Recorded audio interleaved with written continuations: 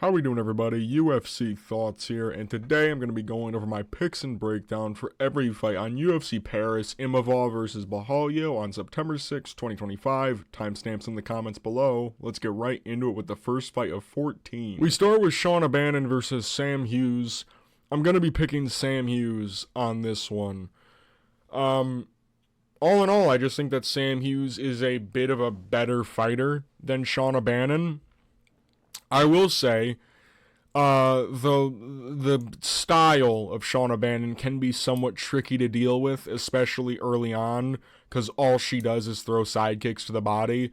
You know, one-legged, hopping around the cage, just throwing side kicks to the body, push kicking you away, trying to point fight karate a little bit. I think if you get her in there with a girl like Sam Hughes, and we've seen this before, even in her wins in the UFC, she beat Alice Ardelian, that was a close fight. Let's just put it like that. That was very close. And then Puja Tomar, who she did finish, she was losing against Puja Tomar for the most part. I thought she lost the first round based on certain exchanges where she was getting hit a lot. Shauna Bannon is a point fighter. She doesn't do a lot of damage, though. A lot of her offense comes from her side kicks to the body and face that she really likes to do. That's like her whole thing. That's like her gimmick is a side kick. Sam Hughes will walk people down and break them. And I'm looking at her wins in the UFC, who she's able to beat. She has a lot of losses. Her record is awful to look at. 10-6 is terrible. I have seen her beat more competent people than Shauna Bannon. I've seen her go to a decision with Yasmin Jauregui, and she did actually decently well in that fight. I've seen her beat Stephanie Luciano. I've seen her beat Victoria Dudakova.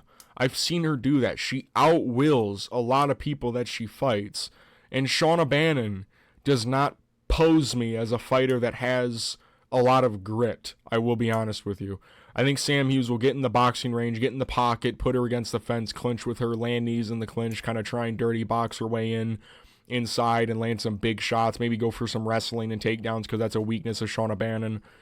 I just don't really think Shauna Bannon's that good. I think that's just like a pretty obvious thing that many people can agree with. So I will be picking Sam Hughes to beat Shauna Bannon via unanimous decision, 30-27, lock it in. We move to Andreas Gustafsson versus Rinat Fakhretdinov. Very interesting fight. I'm gonna pick Andreas, which is crazy because I think I've picked Rinat Fakhretdinov in literally every UFC fight he's been a part of.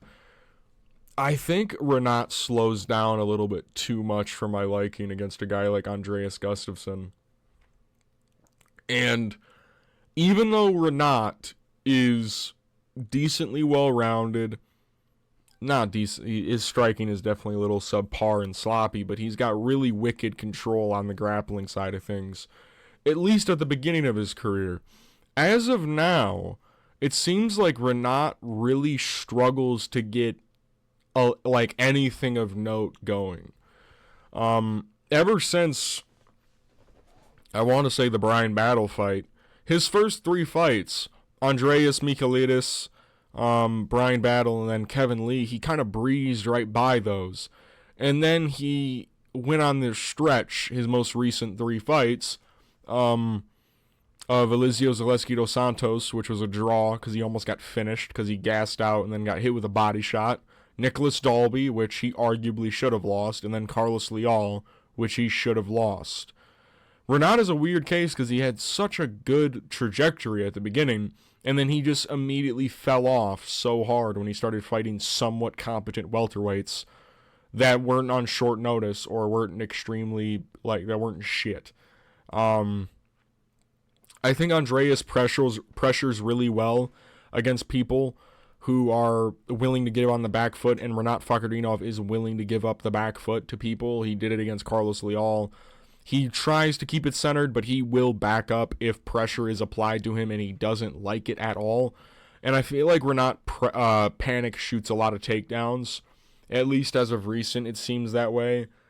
I just think Andreas Gustafsson has a really weird stylistic matchup against Rinat Fakhretdinov where he can pressure, he has really nasty clinch work, and he also just has a gas tank, and that's something Rinat Fakhretdinov has seemingly lacked in his past 3 performances, was just, as the fight went on, he was very clearly the one that was not as fresh, and he repeatedly kept shooting takedowns and was not getting them, which in turn made him more tired.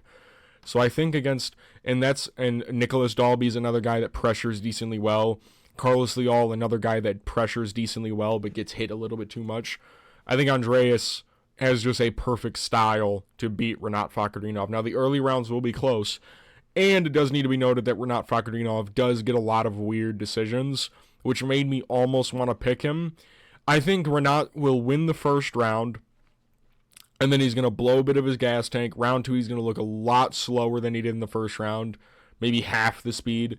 And then round 3, he's going to be on death's doorstep, and Andreas Gustafsson's just going to still be walking forward. And Rinat Fakhretdinov doesn't really give off finishing fight vibes anymore. He hasn't finished a fight since Kevin Lee.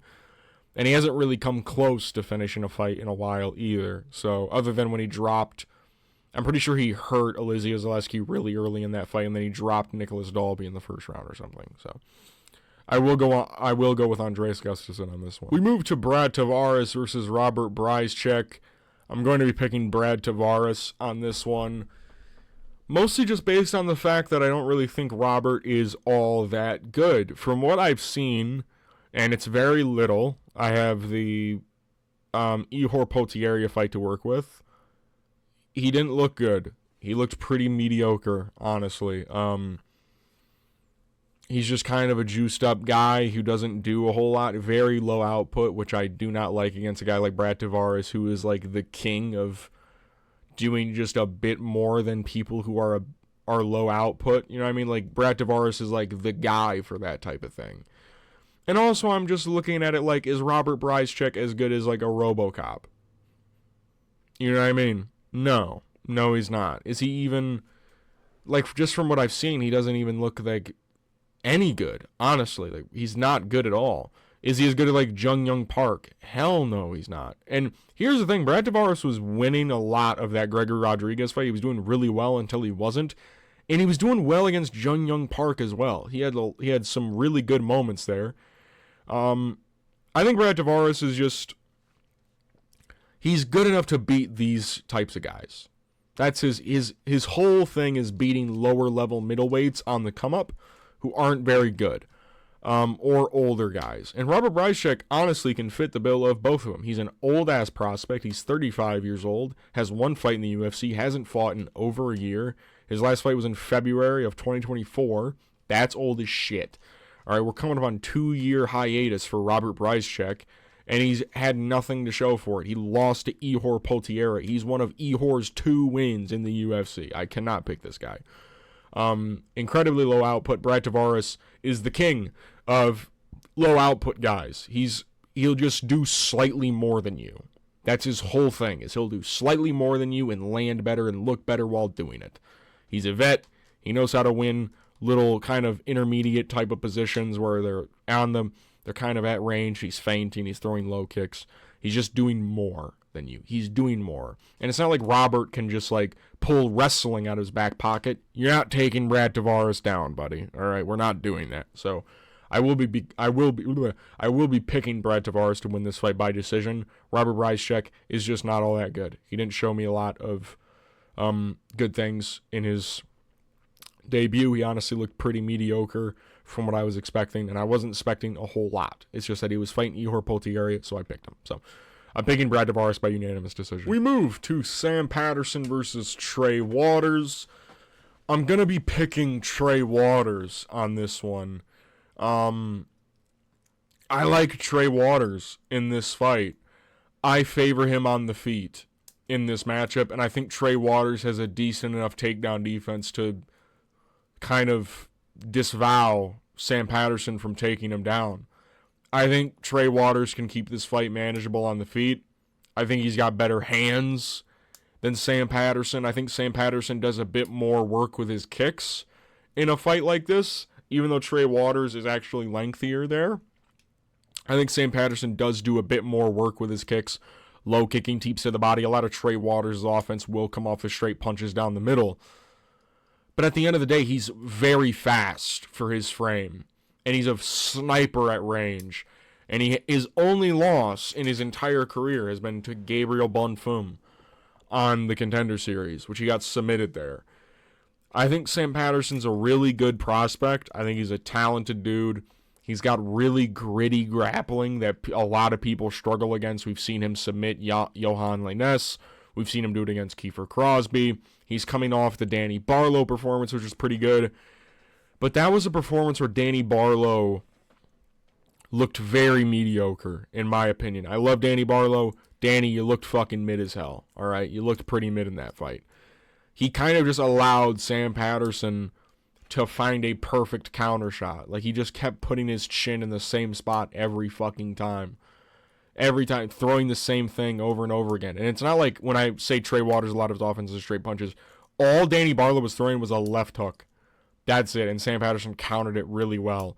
Trey Waters will mix it up. He will go with straight punches. He will mix in hooks and uppercuts and knees up the middle here and there.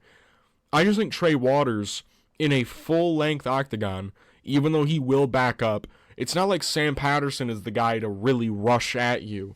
Sam Patterson's more of a methodical approach where if the opportunity presents itself, he will attempt a body lock. That's what he does.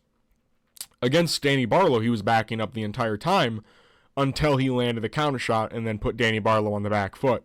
Trey Waters, he can land something really hard on Sam Patterson. He's got really wicked power in his hands. Not wicked, but really wicked just combination and speed in his punches. I think Sam Patterson's going to get chinned here a little bit. I think it'll happen either in the first or second round. I think Sam Patterson, he's going to be really confident. He's going to be uber confident going into this fight. He's on a 3-fight win streak. Sam Patterson is a really touted and talented prospect. I think Trey Waters is just a kind of style that at welterweight, he's going to struggle with. We've seen him against two cans and Kiefer Crosby and Johan Lainez. And then he beat Danny Barlow, which was a very good win. I think the taller dudes are going to really do Sam Patterson dirty that can strike. A Trey Waters comes to mind. A Michael Morales comes to mind. A Carlos Prates is what I was like. Those type of tall, rangy strikers, they're going to fuck Sam Patterson up pretty bad, in my opinion. So I will be picking Trey Waters to beat Sam Patterson. Sam can win. I think he's a really talented dude. He's got a good ground game, which could subside against Trey Waters because he's been submitted before, but I'll pick Trey Waters to win this one. We move to Harry Hardwick versus Kauê Fernandes. Harry Hardwick's debut. I will be picking Kauê Fernandes, mostly due to the fact that this is obviously up in normal weight class for Harry Hardwick, traditionally a featherweight, moving up. Extremely short notice as well, did not have a fight booked. I think that Kauê Fernandes he's really good, honestly. For a prospect at lightweight that a lot of people don't pay a lot of attention to, Kauê Fernandes is actually pretty nasty. The Guram Kutateledze performance, even though he didn't finish him like an Elvis Brenner did, it was pretty much a shutout for the entire fight. And Guram, even though he's kind of a meme now, Guram Kutateledze, just because of how hyped he was, the Weasel having him in the next top, like he's a top 5 staple in the future, and then he just kind of fizzled out immediately. I think that Kauê Fernandes, he beat Guram really bad, and Guram's not that bad. He isn't. He's actually pretty talented. Kauê was just way better. I think Kauai's leg kicks are going to play a huge part in this, especially short notice. And Harry, he's had a couple 5-round fights booked, to be fair to him, but I think Kauê Fernandes is just going to be a monster for 3 rounds, especially when you take into consideration the massive jump up in competition this is going to be for Harry Hardwick. We've seen this with the Hardwick brothers before. What's the other Hardwick brother's name? What's Harry's brother's name? Fuck.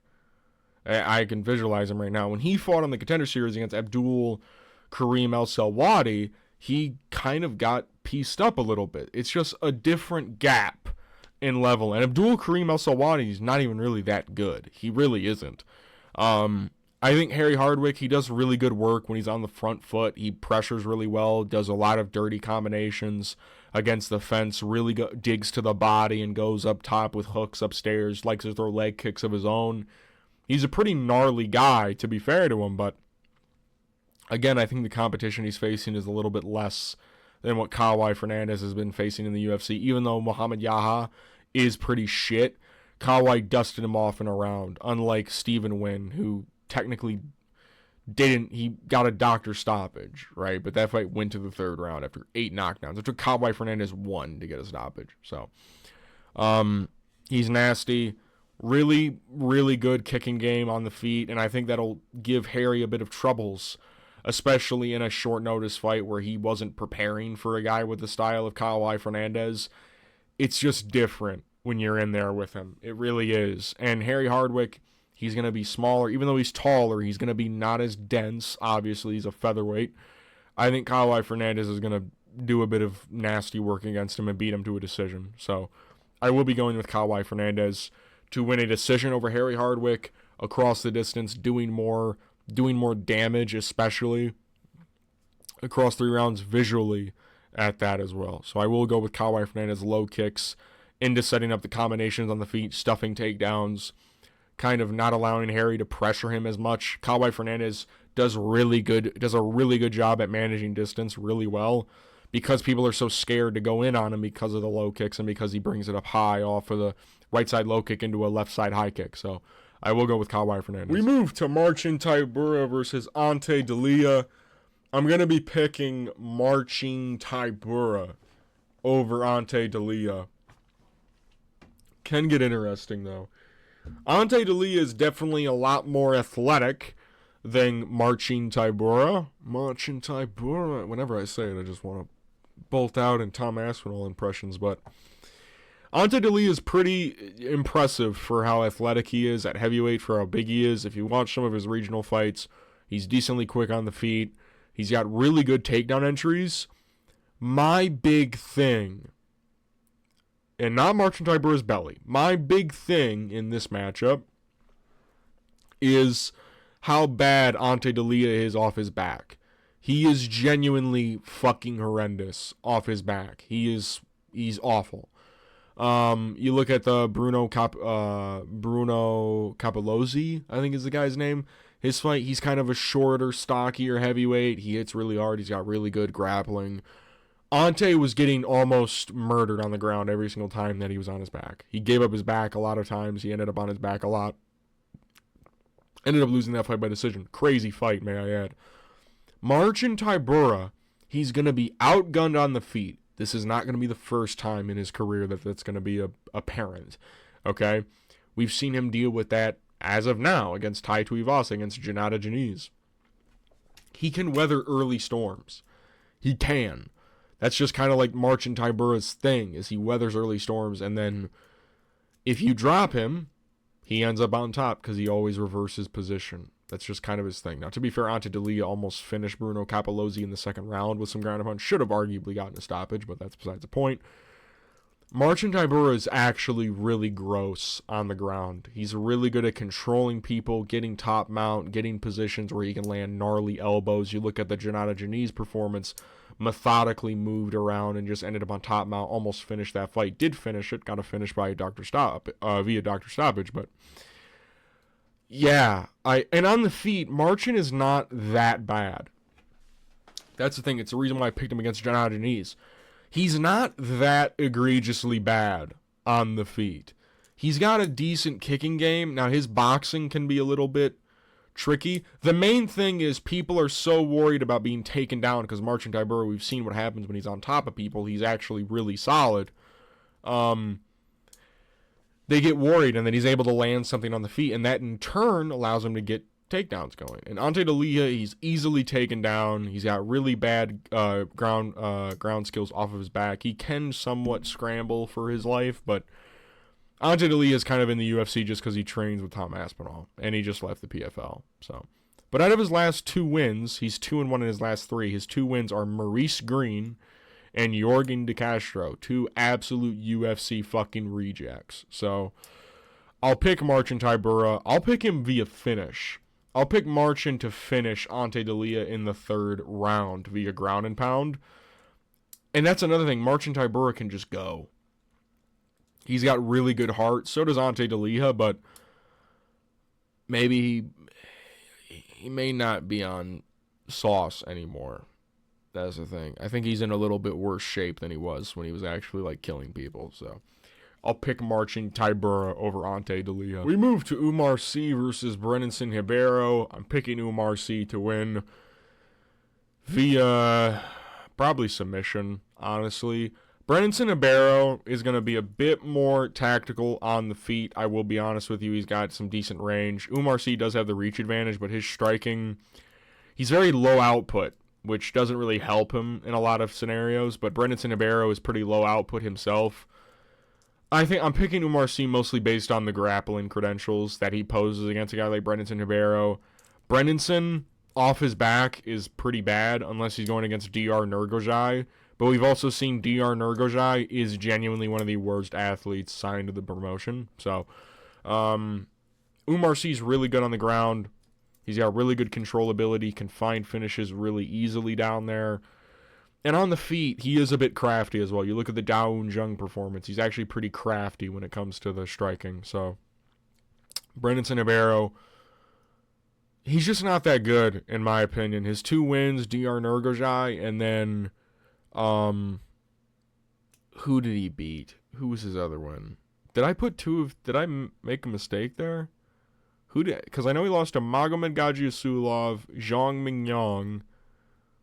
He just got knocked out by Azamat Mirzakhanov. He was on it was Kauê Machado.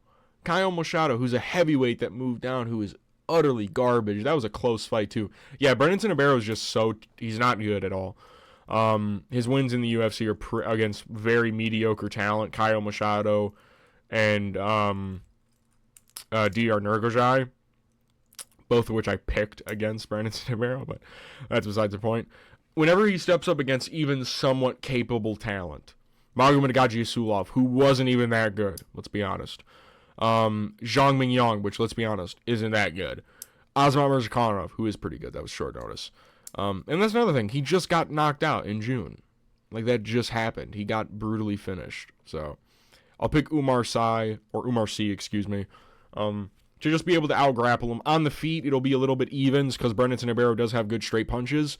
Like, you look at Brendson Ribeiro, he should be a monster, but he's so chinny and so garbage that it's just like, he doesn't really do a whole lot. So, Oumar C, a bit more methodical on the feet. Maybe he gets a little bit outlanded, but lands some bigger shots than Brendson Ribeiro. Gets a takedown, subs him pretty early. I'll go Oumar C to win. We move to the featured prelim. William Gomis versus Robert Ruchala. I'm gonna pick William Gomis on this one.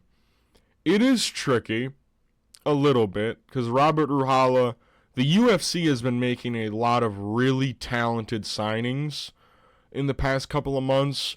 Robert Ruchala is one of those guys. He's got a really good record, 11-1. His only loss is to Saladin Pazaris, I believe is his name. I don't have Tapology pulled up. But he's a really good fighter. He's like 19-1 or some shit like that.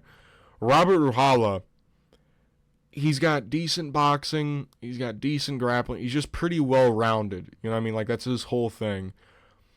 I think that William Gomis is just like a cut above a little bit, you know, just like a little bit cut above. And I saw a lot of what Saladin was doing is shit that William Gomis does a lot. A lot of what was hurting Robert in their fight was kicking to the body. He ended the fight with a grounded body kick that Robert Ruchala kind of folded for. He's like, ah. But up to the lead up of that fight, all Saladin was just beating the shit out of Robert's body. He was beating the shit out of it, landing good shots on the feet. And William Gomis, even though he can somewhat be a little bit on the back foot, kind of squirrely in times, he has really nasty up the middle kicks, body kicks in general, kicking low, setting them up to go high.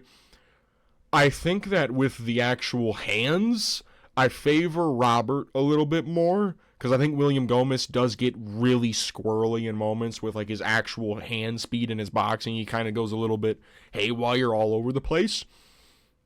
But I think all in all, especially in Paris, I think William Gomis has fought the style that Robert Ruchala is going to bring to him a couple of times. Hyder Emil comes to mind. Joanderson Brito comes to mind. I know he lost to Hyder Emil. Very close fight. That was in the Apex. They kind of gave it to Hyder Emil. In Paris, they're probably going to lean towards William Gomis. And another thing, William Gomis has really underrated takedown defense. He uses whizzers really well. He's able to find that underhook and use it as a whizzer. He uses it egregiously well. We saw that a lot in the Joanderson Brito fight. Now, when he's on his back, he can get control a little bit, but I think that Robert's going to kind of struggle to get in those exchanges where he's able to get William against the fence. And even then, William Gomis is pretty strong in clinch scenarios where he's able to actually reverse position and press you against the fence. Yes, you got caught. I got caught. You got dominated. I think William Gomis, he's just going to do a little bit more than Robert Ruchala.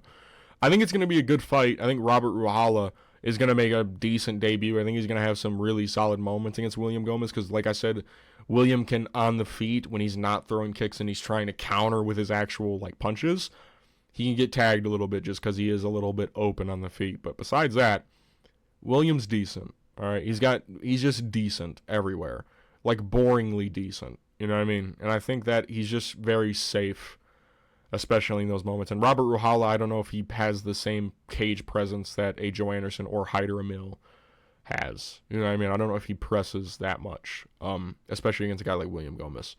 William, I think, will have a decent fight against Robert Ruchala and will win a decision. We move to the start of the main card. Patricio Pitbull versus Losene Keita.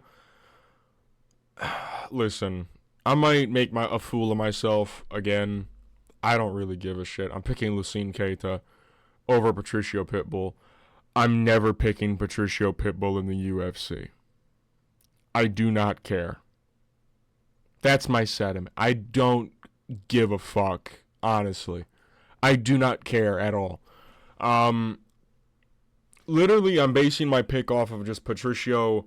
I think he's going to get just slightly outdone. That's it. There's a lot of slightly outdoings that are going to happen on this card. I'm telling you that much for certain. There's a lot of just slightly outdoing performances that I see happening on this card. This is one of them. It's based off of Patricio Pitbull, ding, ding, ding, doing fucking nothing. You look at highlight reel videos of Patricio Pitbull fights, especially recently, he's throwing maybe 20, 30 strikes around. Maybe. Maybe if it's a good round. Maybe round 2 against Dan Ige, he threw that much just because he dropped him. My big thing with Patricio Pitbull is, again, is the inactivity on the feet. He does fucking nothing. He throws a lot of kicks. He tries to time a right hand. That's about it. That's really all we'll see out of Patricio is leg kicks and countering. He very rarely is the first one to go in a striking combination against somebody. It's usually they go first, he counters, and then on the exit, he either throws a low kick or he circles out and tries to, jab on the break. Losene Keita, even though he has less experience than Patricio Pitbull, that's for certain, even though he has, this is his debut against a top 15 opponent, he does more. He just does. And from what I've seen, listen, there are moments where he looks sloppy. That's true. Patricio Pitbull doesn't look 100% all the time either. You know what I mean? Nobody always looks 100%. Losene Keita looks like he hits really hard. That's something. Now, low kicks could present themselves. I mean, look at the fucking state of this man's calves. Holy shit. I might change my pick. No, I'm joking. Losene Keita he throws well in combinations. He's pretty imposing for the featherweight division. And that's another thing, is Patricio Pitbull, if he's doing nothing and on the back foot, and Losene Keita's just throwing just a bit more, maybe he's whiffing most of them, but he lands some of them, visually, that's going to look really good for Losene Keita. And also, I think Losene Keita has somewhat decent grappling, somewhat decent takedown defense. Listen, there are moments where he does get taken down, and I'm like, there's no reason that you should be getting taken down there. But he does get up relatively safe and fast. That is another thing. That is something that Losene Keita does do. I think, like I said, I just think that he's going to do more than Patricio Pitbull in a fight like this. It's also a pretty quick turnaround for Patricio Pitbull.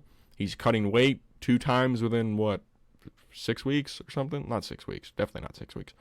What was it? July 19th is when that was. So 1 week, 2 weeks, 3 weeks.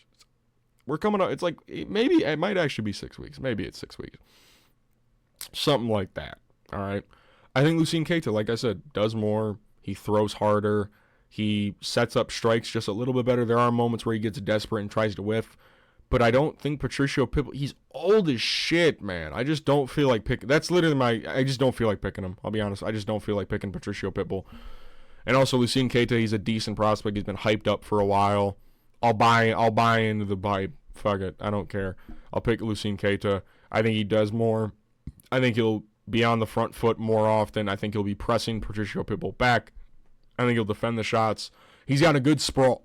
That's the thing. He's got a really good sprawl. It's just on the get up, he kind of stays there a bit too long. But if he learns to stop that, he'll be fucking fine at any against Patricio Pitbull. I'm picking Losene Keita. We move to Axel Sola versus Rhys McKee.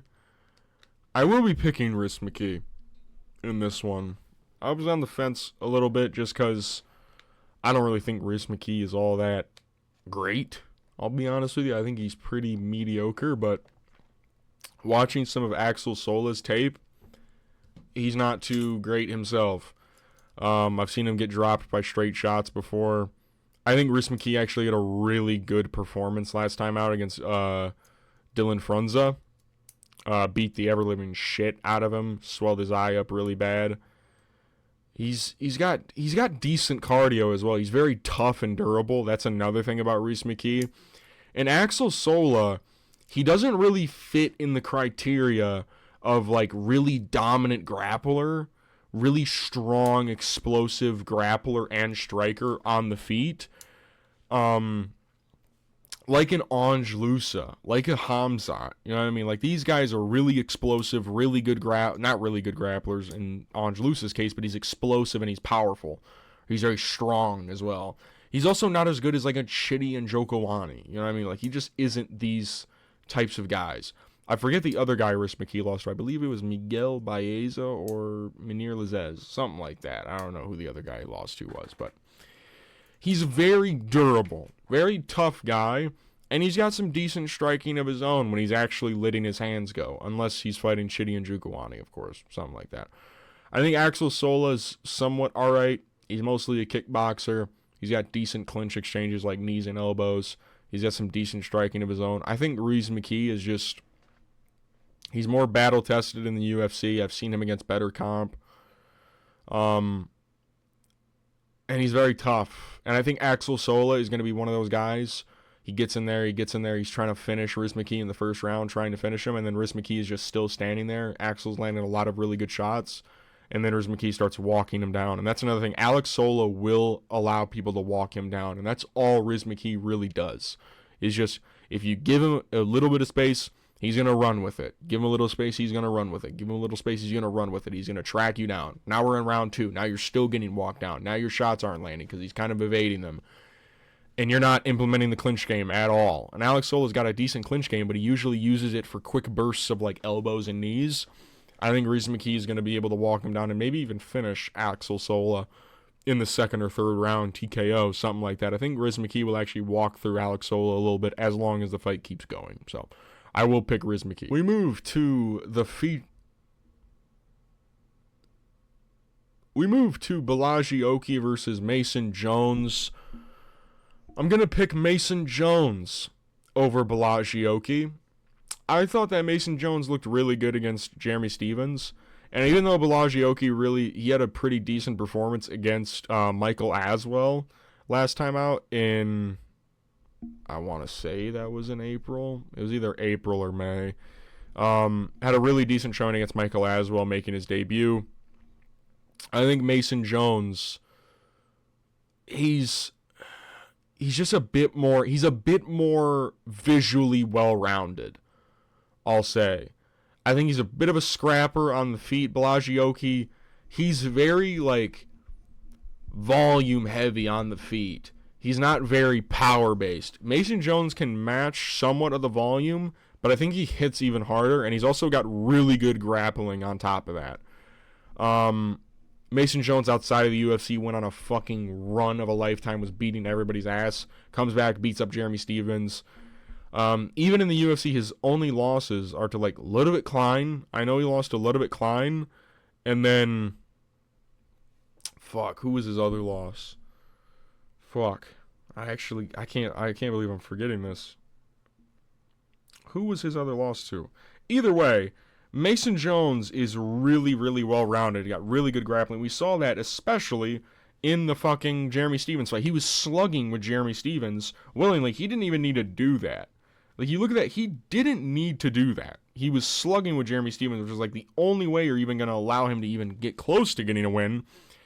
And he was slugging with him. And then in the third round, when he was like, all right, let me just fucking take you down, he held Jeremy Stephens down for the entire round. I looked it up, by the way. His only other loss is Mike Davis. Mike Davis and Ludovit Klein, dude. Really fucking... Like, dude, that's fucking insane. Borralho, his only loss in the UFC, to be fair, is Chris Duncan, which is aging fucking beautifully ever since. I mean, it's fucking aging like fine wine. But I feel like Borralho, he kind of does a little bit too much. He does... Volume is good. I think Borralho does it to a point where he overexerts himself. And against a guy like Mason Jones, you don't want to do that because he always has cardio in the back pocket. And he can drag you into deep waters. I'm seeing Timmy Kwamba take down Borralho. I'm not a huge fan of that. I'm seeing Michael Aswell start to win a third round against you. I don't like the look of that. I'm seeing Chris Duncan. You know, I'm seeing him have really low IQ moments trying to take down Chris Duncan. He does, and that's another thing, Borralho is a little bit stupid at times. He is kind of dumb in moments. I think Mason Jones is a bit of a smarter athlete. I think he's a bit more technical on the feet. Maybe not as technical, but I think he hits a little bit harder. I think he sets up some really solid stuff, and I don't think Borralho is the type of striker that a Mike Davis or even a Ludovit Klein, like the threat they pose, where they're able to string together insane combinations, boxing and kickboxing. Like, he's just not that type of fighter. You know what I mean? He's just not that. So, I will go with Mason Jones over Borralho, probably by decision. I'll pick Mason Jones by decision. We move to the featured fight, Modestas Bukauskas versus Paul Craig. I'm going to pick Modestas Bukauskas because I've seen him improve over time. He's actually looked really good in his return to the UFC. I believe he's 4-1 since his return to the promotion. His only loss is Vitor Petrino. He got clipped by him. It is what it is. Paul Craig, I don't know. I just don't. His striking is so bad. It's so bad. And his offensive wrestling isn't that good either. And I think Modestas Bukauskas, even though he had a really close fight with Ion Cutelaba, he did do a bit in that fight. He did do some stuff. That needs to be mentioned. He did do some stuff. Like, that is something that he did do. He did some stuff. Beat the shit out of... Finished Rafael Sequeira. Finished him in a more brutal fashion, IMO, than what Ibo Aslan was able to do to him. Beat Ion Cutelaba. He's beating... Who else did he beat in his return? Beat Zach Payonga. He beat somebody else. And that's the thing. Modestas Bukauskas can slow fights down, even though he won't need to. He's got decent striking and decent power. He's pretty fast, pretty explosive. Pretty much everything you need to beat Paul Craig, Modestas Bukauskas kind of has. And he's not stupid. Marcin Prachnio was the other guy he beat. That was at 305. Not 305, 304. Submitted Marcin Prachnio. You know what I mean? He's beating these high-level guys, and he's beating them mostly in the realms that they're good at as well. You know what I mean? Like, he was beating Marcin Prachnio on the feet, too. And then he got rocked, and then he got him down and then subbed him. Paul Craig is just so mid on the feet. His striking is literally a body kick. That's it. That's it. That's all he has, is a body kick. Modestas is going to walk Paul Craig down and finish him on the feet 100%. Lock it in. Paul Craig, I love you, bud, but you are so beyond washed. It's insane. We move to the co-main event. Benoit Saint-Denis versus Mauricio Rufy. I'm going to pick Mauricio Rufy. Listen. I thought about it. No, I'm joking. Listen, Benoit can possibly drag Mauricio into deep waters, this, that, in the third. I genuinely believe Benoit Saint-Denis is just too hittable on the feet. He just is. He just is so goddamn hittable on the feet. And I think his shots are very exaggerated. And Mauricio Rufy is a fighting nerd. I can imagine he has decent takedown defense. That's just all I'm going to say. I can imagine he has decent takedown defense. From what I've seen in the UFC, it seems like he's got decent takedown defense. Now, round 3 against James Yontop, of course, he got controlled very much so in that third round. That's because James Yontop didn't cut any weight. He literally just walked in. Benoit Saint-Denis gasses. He doesn't gas out. He slows down very fast, though. And Mauricio Rufy, most of his success in the James Yontop fight came in the second round, and James Yontop was on him the entire time, trying to pressure him.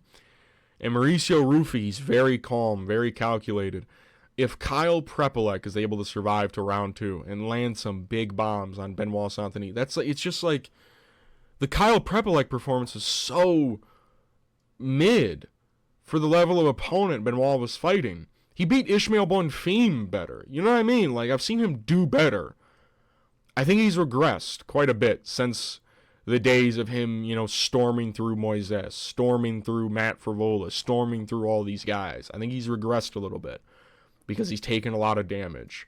And that's another thing. And the damage that Benoit has taken from the Poirier fight to the Moicano fight, which was a lot, to back even when he fought Elizeu Zaleski. You know what I mean? His 3 losses, he was getting fucking worked. He got beat the fuck up in every one of his losses. Maybe not the Poirier one as much, but he got finished in the Poirier one. I think Rufy's a sharpshooter, man. Man, people forget, man. He's a sharpshooter. He's too rangy and quick. And he hits too hard. I know Benoit is durable. I know he is. I get that he won the second round against Moicano. That's because Moicano is dog shit on the feet. We know this. We know this, guys. We do know this. And Mauricio Rufy, he's fought a Dagestani before on the Contender Series. I know he didn't try and take him down. I know he didn't until the third round, and then he reversed position. But that's my thing. If Mauricio Rufy is able to defend takedowns like that, and he's training with John Silva and Carlos, who have just shown in their career to have really good takedown defense, I can only imagine that Rufy, who knew about this fight for quite some time, has been training takedown defense. He's been training it probably egregiously. All right, probably egregiously. So I just think that he's too quick and too powerful. I think his presence is also something to note. Benoit Saint-Denis, if he gets hit a little bit too hard, maybe he isn't on the front foot as much, and Mauricio Rufy starts to take center fold. If Benoit Saint-Denis just tries to charge him down, he's going to get caught with something. He just is. That's the fact at the end of the day. And also, Mauricio keeps his arms relatively low. He's got good head movement, keeps his arms low. He can defend shots easier that way as well. I'm picking Mauricio Rufy. He's the same size. This isn't a fight where Benoit can really use his size. He's not fighting a chinny athlete like Moicano, where I picked him to beat Moicano because Moicano's chinny as fuck. Mauricio Rufy's good. He's pretty good, man. Benoit, I love him. I love you, Benoit. People will never forget the Benoit hype train going into UFC 299. I'm picking Mauricio Rufy to knock him out, though. Lock it up. We move to the main event of the evening. Nasruddin Imavov versus Caio Borralho. I'm picking Nasruddin Imavov. Listen. Caio Borralho. No, I'm not going to do that. I think it's going to be a relatively close fight. I think it is. My big thing is I feel like Nasruddin just does what Caio does better, in a way. You know what I mean? I feel like he just does what Caio does a little bit better than he does. Striking ability. I think Nasruddin's faster. I think he's faster. I think he's a little bit more technical. Maybe he's a little bit more gun shy. I think he's a little bit more hesitant, feint-heavy than Caio Borralho. I think Caio Borralho throws more. So that's something in his to lean to Caio Borralho. Grappling-wise, defensively, I'll give it to Caio Borralho. I will give that to him. Offensively, I think it's pretty... Or, I meant this. Offensively, I give it to Caio. Defensively, I think Imavov's really good at stuffing takedowns. I think he's pretty decent. Post Brennan Allen, that was a weird one. All right, we don't talk about that. Okay, that's propaganda against Imavov. What happened after that, though? What happened? No, I'm joking. I've seen Caio shoot takedowns on Abus Magomedov and get stuffed and put headfirst into the mat. People forget, man. Caio Borralho almost lost to Abus Magomedov. If Abus Magomedov had 2 rounds of cardio, he beats Caio Borralho. That is a fucking fact, by the way. That's a fact. Nasruddin Imavov is coming off the best win of his career over Israel Adesanya, in which he can implement grappling in this fight as well to try and slow down Caio Borralho. Even though Caio's undefeated in the UFC, I know Nasruddin has 2 losses. One to Sean Strickland, one to Phil Hawes. He flubbed to finish in the Phil Hawes fight. I get that. I feel like I've seen more mid performances from Caio Borralho, and he has no losses, while Nasruddin has losses. You know what I mean? Like, the Armin Petrosian performance was mid by Caio Borralho. And that's the thing. I think Caio Borralho is pretty well-rounded for the fighting nerds. He's in the least stacked division. Not stacked, but least skilled division in middleweight, which is why he looks a little bit worse. And I think he's the worst fighting nerd, just because he doesn't have a lot of flash on him. He's got decent striking, decent grappling. He's kind of just decent everywhere. He's not really great anywhere. I think Imavov has more power. I think he has more speed. I think he sets things up better on the feet. I think grappling-wise, I think he's from Dagestan as well.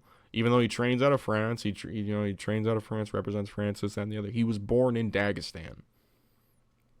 You know what I mean? He's got grappling in the back pocket. He was fucking Joaquin Buckley. Let's not forget that.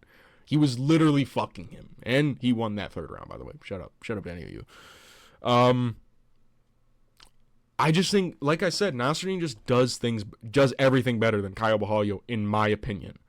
Cardio-wise, I may edge that to Caio Borralho, which may play a factor in this fight. I think Nasruddin decently wins, or not decently, clearly wins, like just clearly edges out the first two or 3 rounds. I think he clearly edges those out. And he gains a 2nd win. That's the thing with Nasruddin. Even in the Strickland fight, even in the Cannonier fight, where he did lose a round to Cannonier. So did Caio Borralho, dude, who took that fight 2 months after getting TKO'd by Nasruddin Imavov. People forget, man. Nasruddin did it before it was cool. He actually finished Jared. I mean, even though it was a very early stoppage, and Caio arguably had a better chance at an early stop. Like, if you were going to stop it, Caio should have been stopped, but that's beside the point. I just think Caio Borralho's, he's decent everywhere, not great anywhere. Nasruddin he's decent everywhere, but I think he's great in some areas, retrospectively, compared to Caio Borralho. Nasruddin's fast. He's going to be the fastest guy Caio Borralho's ever faced. You look at Caio Borralho's last couple of opponents, and that's another thing. He's been very inactive. It's been over a year since he fought. And he just cut weight.